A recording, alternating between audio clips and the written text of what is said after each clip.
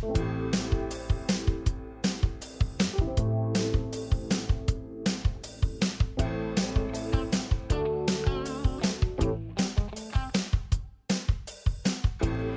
¿qué tal? Muy buenas tardes. Gracias por acompañarnos un sábado más en su programa Sinergia CEFIA, un programa que es producido por el Colegio Federado de Ingenieros y Arquitectos de Costa Rica, el servicio de la ciudadanía costarricense. Hoy vamos a hablar sobre un tema que hemos escuchado mucho en las noticias y lamentablemente pérdidas humanas ante terremotos como el de Venezuela y recientemente el de Colombia, y cómo podemos preparar nuestras estructuras en Costa Rica ante una situación que podría presentarse eventualmente, y cómo el Código Sísmico también ha aportado a mejorar las construcciones de nuestro país. Y por eso es que nos acompañan esta tarde el ingeniero Miguel Cruz y también el ingeniero Álvaro Poveda, quienes son de la Comisión Permanente de Estudio y Revisión del Código Sísmico de Costa Rica. Bienvenido, don Miguel y don Álvaro. Buenas tardes. Muchas gracias. Y bueno, antes de iniciar esta conversación, para ponernos en contexto, a mí me gustaría que le expliquemos a nuestros televidentes la historia del Código Sísmico de Costa Rica, desde hace cuánto tiene existencia y quiénes lo conforman, que es un trabajo constante y permanente ante esa revisión y análisis y actualización necesaria del Código Sísmico de Costa Rica. Don Miguel. Bueno, la Comisión del Código Sísmico inició trabajos en el año 1973, después de la experiencia que tuvo Managua con el sismo del 72 y que luego nos tocara a nosotros también con el sismo de Tilarán de 1973. Se conformó un grupo de profesores de la Escuela de Ingeniería Civil, liderado por don Rodolfo Herrera y don Franz Sauter Fabián. También contrataron al estudiante de maestría en ingeniería sísmica, que era don Jorge Gutiérrez, que estaba haciendo sus estudios de posgrado en Berkeley, y él redactó el primer borrador de código sísmico de una manera muy independiente, no ligado a otros códigos, sino muy aterrizado a lo nuestro, y así ha seguido desarrollándose. Tal vez Álvaro les pueda comentar quiénes siguieron siendo parte de esa comisión y quiénes la conformamos ahora. Así es. Don Álvaro. En un inicio casi todos los miembros eran profesores de la Escuela de Ingeniería Civil de la Universidad de Costa Rica, porque ahí nació, ¿verdad? Posteriormente, y de una forma muy lógica, también se empezaron a incorporar profesionales que estaban ejerciendo liberalmente la profesión. El caso de don Franz Sauter, el caso del ingeniero Rómulo Picado, que eran personas que tenían conocimiento, que estaban preocupados y que se acercaron y colaboraron bastante. Yo tengo por ahí una lista escrita porque la memoria no me da, pero yo estimo que han pasado alrededor de unos 40 profesionales desde su inicio, y todos hemos estado trabajando en forma voluntaria y ad honorem. Eso es importante que la gente conozca que es una labor, un aporte real del Colegio Federado y que se hace voluntariamente. Bajo este contexto y ese trabajo importante que realiza esta comisión de manera constante y la mejora continua, y sé que antes de finalizar el programa también pues ustedes nos van a conversar sobre esa actualización que viene justamente del Código Sísmico para este año. Ante esta situación que en menos de 2 meses, lamentablemente, ¿verdad? Y de antemano la solidaridad con el pueblo colombiano y por supuesto de Venezuela también ante la situación que ha ocurrido, en menos de 2 meses, 2 terremotos mayores a los 7 grados, que también en Costa Rica hemos experimentado, don Miguel y don Álvaro, y me gustaría que lo pudiéramos poner también en ese mismo contexto. Si existe alguna diferencia y que lo podamos visibilizar para efectos de los televidentes, de las situaciones que se han presentado en esos países versus lo que ha ocurrido en Costa Rica. Bueno, vea, el caso del sismo de Venezuela es un sismo muy particular, ¿verdad? Dos rupturas, una detrás de la otra en el mismo evento, generan un efecto de directividad hacia La Guaira y Caracas, que encuentran luego depósitos suaves y sobre eso edificios con periodos parecidos al periodo del suelo y de calidad constructiva dudosa, sobre todo en paredes. Ese tipo de fenómeno es muy difícil que lo tengamos aquí en Costa Rica. Es muy difícil. No creemos que tengamos un efecto de directividad tan pronunciado, tampoco un suelo que nos comprometa tanto. Y la construcción de nuestros edificios en altura difiere radicalmente de lo que hay en Venezuela. Ahora, no quiere decir que no podamos tener ese evento de 7, ya lo hemos tenido, ¿verdad? Y en cambio el caso de Colombia sí es un fenómeno más parecido a lo que podemos esperar aquí. Un sismo profundo, un sismo de gran magnitud, que nos queda justo en el epicentro, debajo de las ciudades, y es lo que puede suceder. Don Álvaro. Comparto con Miguel su apreciación. Excelente ingeniería, tiene un excelente código, y aún así, lo mismo los japoneses. Los japoneses son un ejemplo en el mundo de ingeniería sismo-resistente, y se viene un terremoto y les produce fallas. ¿Por qué? Porque hay otras variables que no solamente es el código que hacen que una estructura, una casa, un puente, un edificio sean vulnerables. Una antigüedad, estructuras hechas antes de que hubiera un código sísmico no fueron diseñadas con esos criterios. Tenemos de común que también pobreza, la gente que no tiene capacidad económica para contratar un profesional de ingeniería o arquitectura, y también tenemos el problema que hablábamos hace unos instantes, de que incluso gente que tiene la capacidad económica se la juega para hablarlo en un lenguaje coloquial, y no contratan un ingeniero o un arquitecto para hacer una pequeña ampliación en su casa, sino que se llaman un albañil, un maestro de obras, y se ponen a jugar de ingenieros o de arquitectos, y esas construcciones, esas pequeñas ampliaciones son vulnerables. Y finalmente tenemos otra cosa que es un problema. Yo me atrevo a decir que hay en todas las escalas también tenemos un problema, el problema de corrupción, y eso produce riesgo. Entonces, son tres variables que no dependen en absoluto de la legislación que exista, no dependen del colegio profesional, dependen de las autoridades que se pongan a exigir en esos casos que se cumplan con los reglamentos que existen. Claro. Cuando unimos todos esos elementos, don Álvaro y don Miguel, que nos mencionan, ¿verdad? Y bueno, pues diferencias y similitudes, ¿verdad? Como el caso de Venezuela y Colombia, mencionábamos, hemos tenido sismos de esa magnitud en Costa Rica, y puede ser que ocurra también, ¿verdad? Entendiendo que somos un país 100% sísmico, ¿verdad? ¿Cuáles son esas alertas que nos ponen a quienes nos están viendo en este momento en cualquier tipo de infraestructura, ¿verdad? Porque vamos allá aquí más de una vivienda, ¿verdad? Podemos hablar de puentes, de edificios, ¿verdad? Oficinas, etcétera, ¿verdad? Escuelas, exactamente, que nos ponen en una alerta, que deberíamos tener ese cuidado. Bueno, las estructuras que están vulnerables, usualmente ellas empiezan a avisar, ¿verdad? Porque los sismos previos y las condiciones en que están construidas, ellas van presentando asentamientos, agrietamientos, en algunos casos desplomes, desprendimientos de repellos y cosas de esas. Cuando se viene un sismo grande, esas son las cosas que se van a manifestar ya definitivamente. Ahora, así a simple vista es muy difícil decir si la obra es o no correcta, ¿verdad? A nosotros mismos los ingenieros nos cuesta mucho decirlo. De hecho, un día estos le comentaba hace un rato que una señora nos llamó para que fuéramos a su casa y le dijéramos si era estructuralmente correcta o no.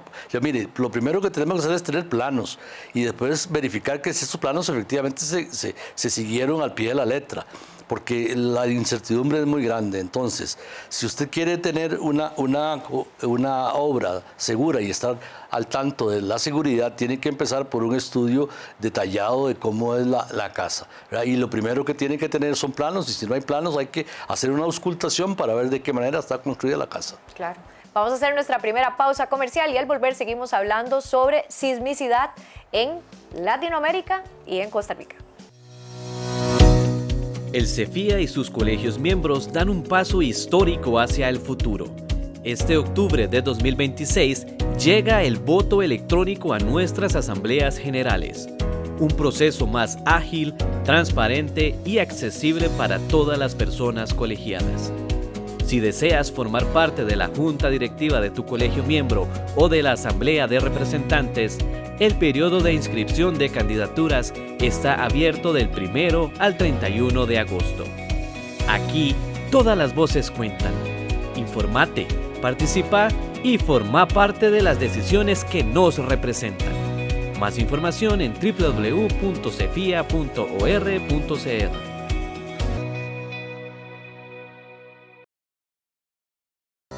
Desde su creación, el Centro de Resolución de Conflictos del CEFIA ha participado en la mediación de 5.500 casos. En los procesos prevalecen el diálogo, la buena fe, la neutralidad y la escucha respetuosa entre las partes. Los acuerdos de conciliación que se toman en el CRC dan por terminados los conflictos y son de acatamiento obligatorio. Más de un cuarto de siglo de experiencia respaldan al Centro de Resolución de Conflictos especializado en ingenierías, arquitectura y construcción. CRC. 25 años resolviendo diferencias, construyendo confianza.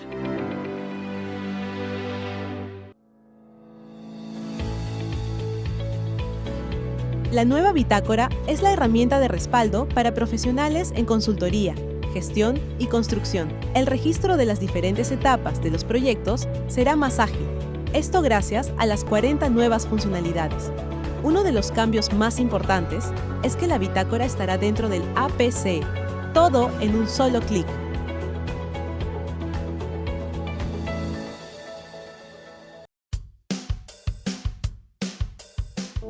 Cuando pasan sismos como estos que han ocurrido, ¿qué es lo primero que se debe evaluar? Don Álvaro. Hay muchas cosas. Vea, yo voy a ser tal vez un poquito más específico. Yo creo que la gente debe buscar grietas en las paredes, sobre todo en viviendas, y sobre todo grietas que están inclinadas a 45 grados. Porque hay grietas verticales, hay grietas horizontales, hay otro tipo de grietas, pero las grietas a 45 grados son síntoma de que puede haber un problema estructural. Inmediatamente también uno puede revisar puertas, si las puertas abren y cierran fácilmente, porque si las puertas se traban puede ser que la estructura se haya deformado, y eso es una evidencia de que hay una falla estructural. Revisar vidrios que se hayan quebrado, no porque pegó un pájaro, porque hubo una pedrada, simplemente porque se descobaló, para usar una palabra muy nuestra, se deformó la estructura y eso quebró los vidrios. Es un síntoma de que el problema no es el vidrio, el problema es que puede haber algo más serio en la estructura.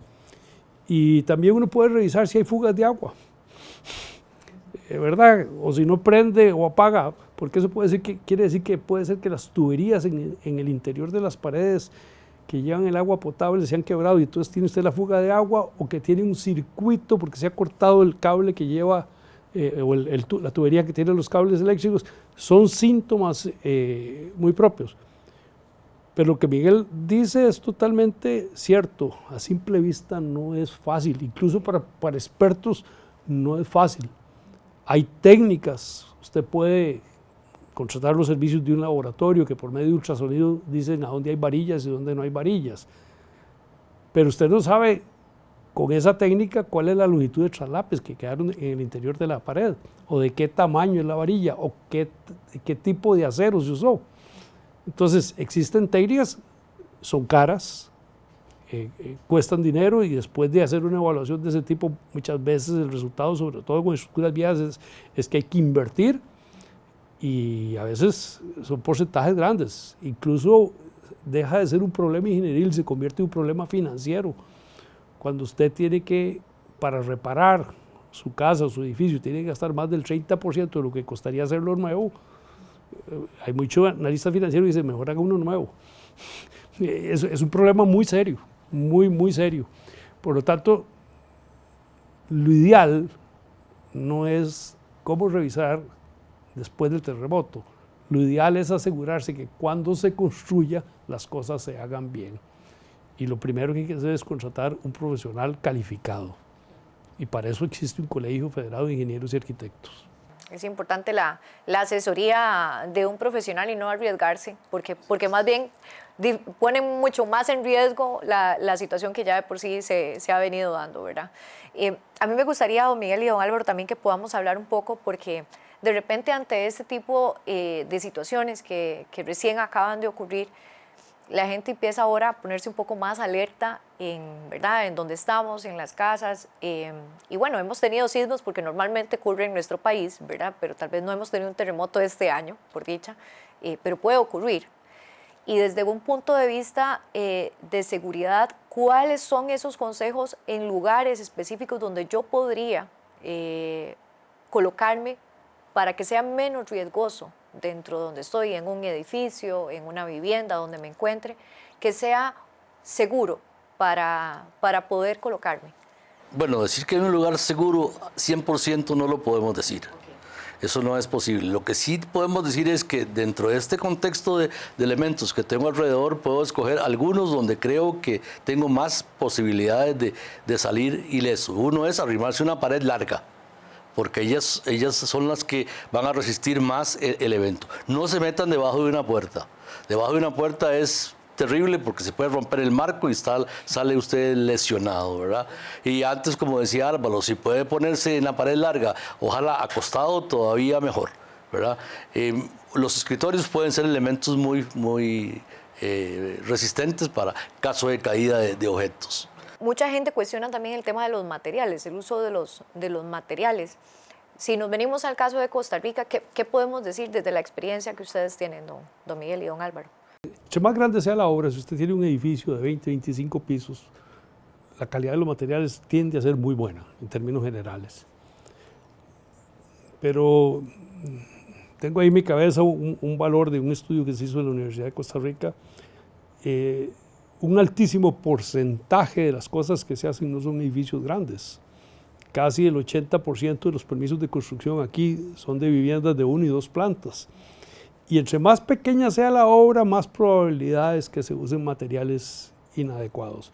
Porque muchas veces, sobre todo en vivienda, se confía en el maestro de obras para comprar los materiales, que puede ser gente muy seria y que escoja muy bien los materiales, pero puede ser que no tenga la experiencia. Y se da una situación, sobre todo en vivienda, porque lo he visto, donde el dueño de la construcción, para decir, no quiero que me metan gato por liebre, se pone él a comprar los materiales. Y muchas veces hacen escogencias por precio, no por calidad. No estoy hablando de bloques, sino en general en todo, en tuberías, etc. Y eso incide, ¿verdad? Entonces, sí existen algunas situaciones particulares, especialmente en obras pequeñas, que generan riesgo. A mí me para el pelo las ampliaciones de segundo nivel que veo yo en la calle. Eso que tengo una casa vieja de una planta y le encaramos encima una ampliación que a veces las hacen, dicen que livianas para no tener problemas y también se dan problemas. Eso muchas veces se hace de una forma muy informal y muy empírica. Y aquí sobre todo el llamado, don Álvaro y don Miguel, siempre es importante, ¿verdad?, recordar la asesoría de un profesional, sobre todo para las personas, ¿verdad?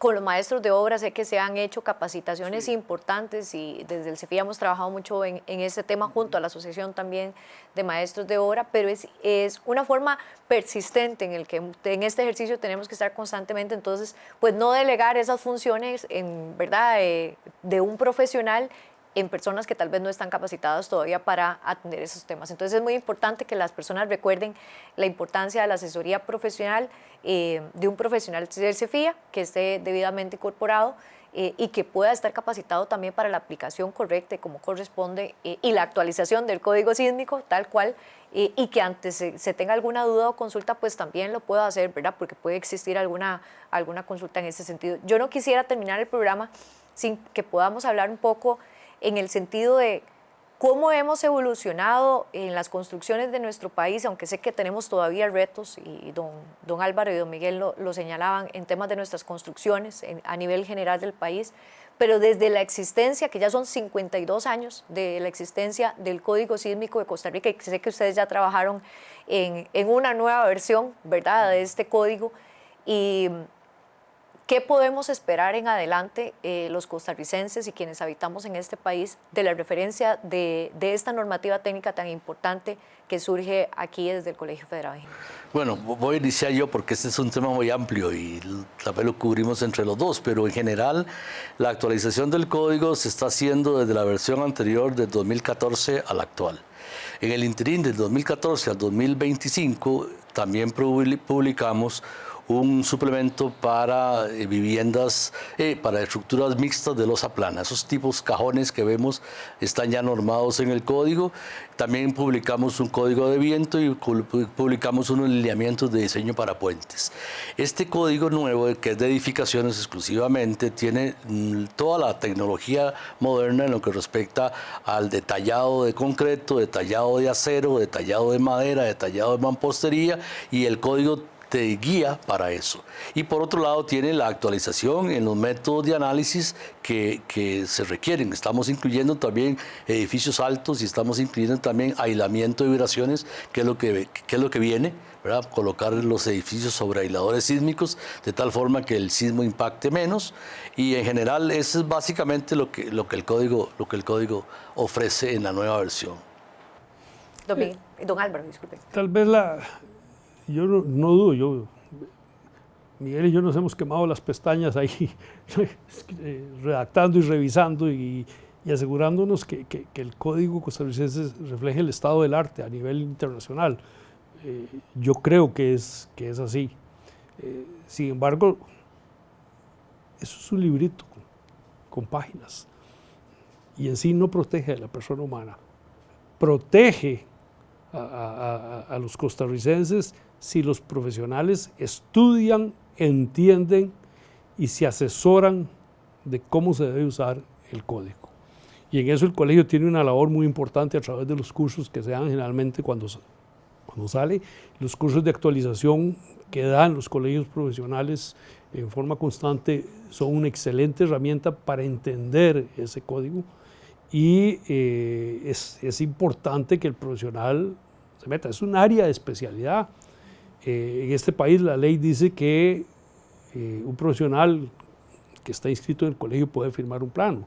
Tal vez si no es su área de especialidad, pues tener conciencia que hay especialistas en el área de ingeniería estructural que pueden ser contratados para que revisen específicamente eso.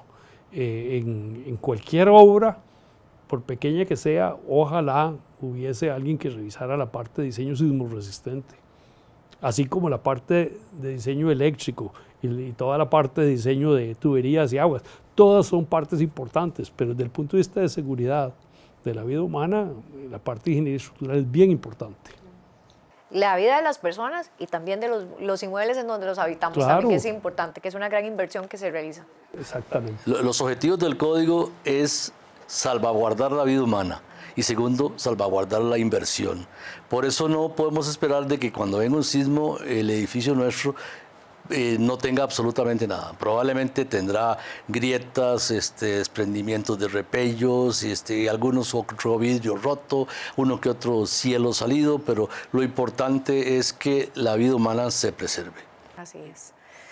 Bueno, don Miguel, don Álvaro, muchas gracias por habernos acompañado. Espero que en este espacio, que fue corto, y esperamos tener otro espacio para poder ampliar un poco más sobre consejos, ¿verdad? También que son importantes que nuestros televidentes puedan conocer, además del trabajo importante que se está haciendo sobre el código sísmico, la actualización y esa revisión constante que realiza este grupo que trabaja de forma de honor en la Comisión Permanente de Revisión del Código Sísmico de Costa Rica.